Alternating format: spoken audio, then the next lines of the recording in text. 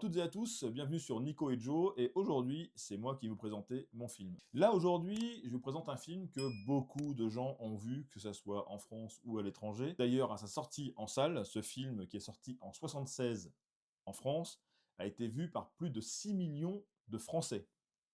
Un film avec coup de funeste, forcément. Eh ben non! Alors, en indice, il y a des dents. Il y a la mer, c'est américain. Ouais, tu l'as? Ouais. C'est... Bah, ça doit être Les Dents de la Mer, tu l'as dans la Eh main? ouais, les dents de la mer. Il l'avait vu. Les dents de la mer. Alors moi, je suis assez fan des films de Spielberg et autres, et j'aime bien aussi les produits dérivés, donc pour le coup, Ah oui, parce que je me voilà. demandais dans quel lecteur t'allais mettre la cassette qu'elle est là-dedans, parce que... Ben non, c'est un jeu de société. D'accord, ouais, c'est mieux. C'est Je pas un comprends. puzzle, hein, pourtant c'est Ravensburger, mais non, c'est un jeu de société, 12 ans et plus. Bon, voilà, ça donne un petit peu l'indice aussi sur le film, comme quoi on peut le regarder à partir de 12 ans. Tout dépend de la sensibilité de l'enfant, parce qu'il y a des gamins à 12 ans, ils sont pas prêts. Hein. Moi, je suis pas prêt. Hein. Je me baigne. Alors, si vous ne l'avez pas vu, et que voilà, vous aimez bien les requins, les poissons, allez-y, foncez. Ben, c'est un Ah, c'est pas poisson. un film de pêche, hein, Non, attention. non, Hein. ça... Ah, un peu quand même, un peu. Ah, si, c'est vrai, si, ah, oui, un peu de oui, pêche, un peu de ouais, pêche. d'accord. Donc c'est un gros poisson, hein. Le requin qui est dans ce film, c'est un gros requin blanc. Donc c'est un film de Steven Spielberg, tourné en 75, sorti en 75 aux États-Unis. L'histoire des Dents de la Mer se passe sur Amity Island, du coup avec en personnage principal Martin Brody, qui est chef de la police locale dans une station balnéaire qui fonctionne exclusivement l'été. Donc on est sur une station balnéaire, et là, pas de bol.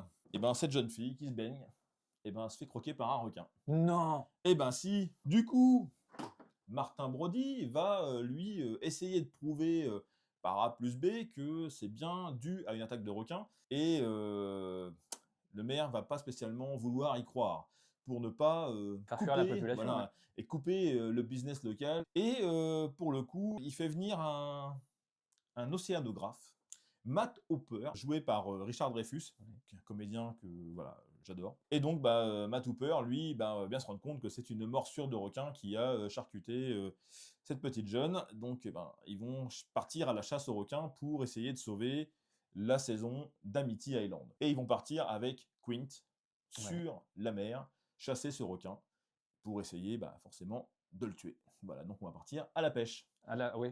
Ouais, Voilà. c'est pas la pêche au maquereau, quoi. C'est ça. Bon, je vous raconte pas la fin du film, vous vous en doutez, il va se passer des choses encore assez sympathiques. Dans les anecdotes assez intéressantes dans ce film, justement, en parlant du requin. Oui.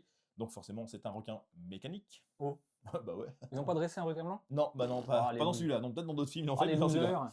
Et c'est un requin mécanique qui, pour le coup, tombait souvent en panne. Donc à la base, Steven Spielberg, quand il avait prévu le découpage de son film, il avait prévu d'avoir beaucoup plus de séquences et de scènes avec ce requin blanc. Donc peut-être plus de scènes aussi de charcuterie, parce qu'il aime bien ça.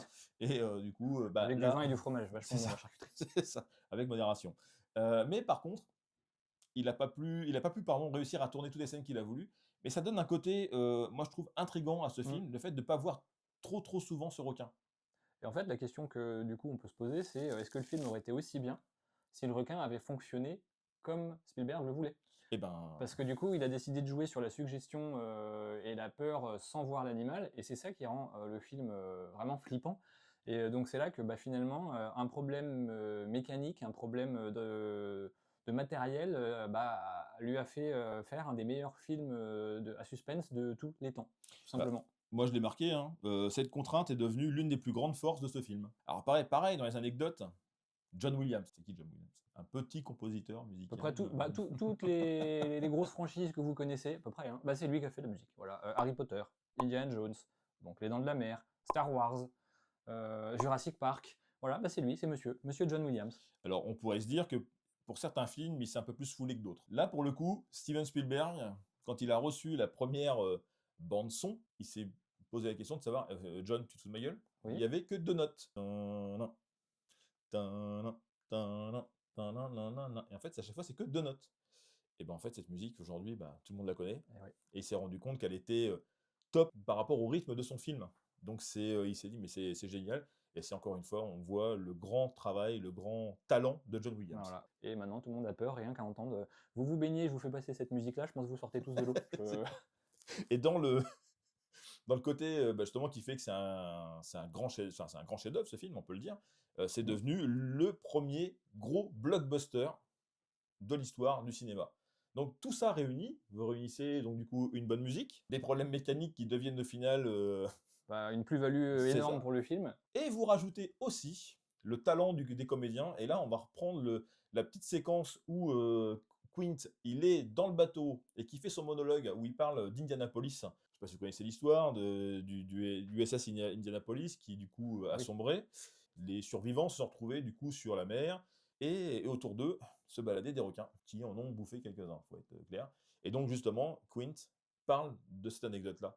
Il faut savoir que cette anecdote, elle a été écrite la veille du tournage D'accord. et elle était beaucoup plus courte. Ah, donc En il a gros, improvisé en il fait. a totalement improvisé. Et c'est de loin, aujourd'hui encore, le plus beau monologue de l'histoire du cinéma. Donc ce film, moi je l'ai vu quand j'étais petit, enfin ado, on va dire. Et du coup, depuis ce film-là, j'essaie de regarder tous les films de requins. Chaque film donne...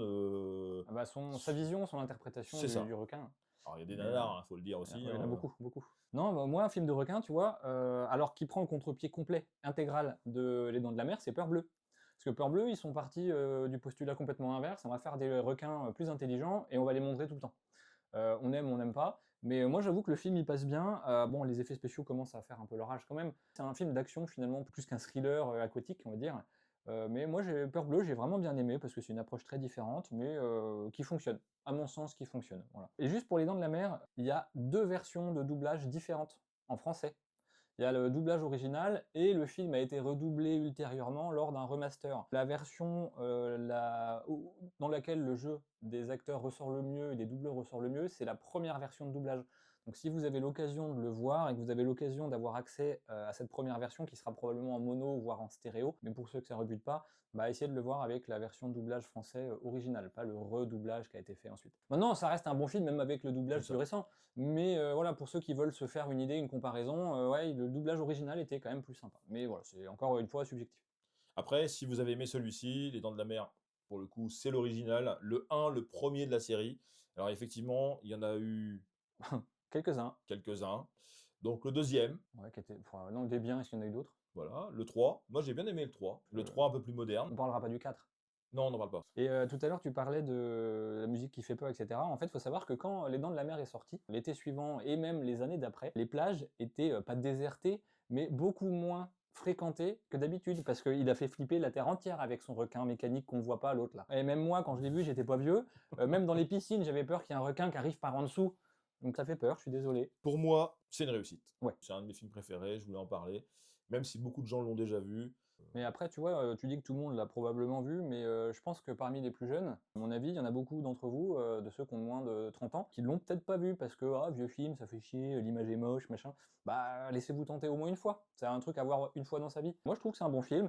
Et pour ceux qui veulent le pendant inverse, et ben moi, je vous propose Peur bleue. Voilà. Bon bah merci à vous. Et puis bah au prochain film. Salut!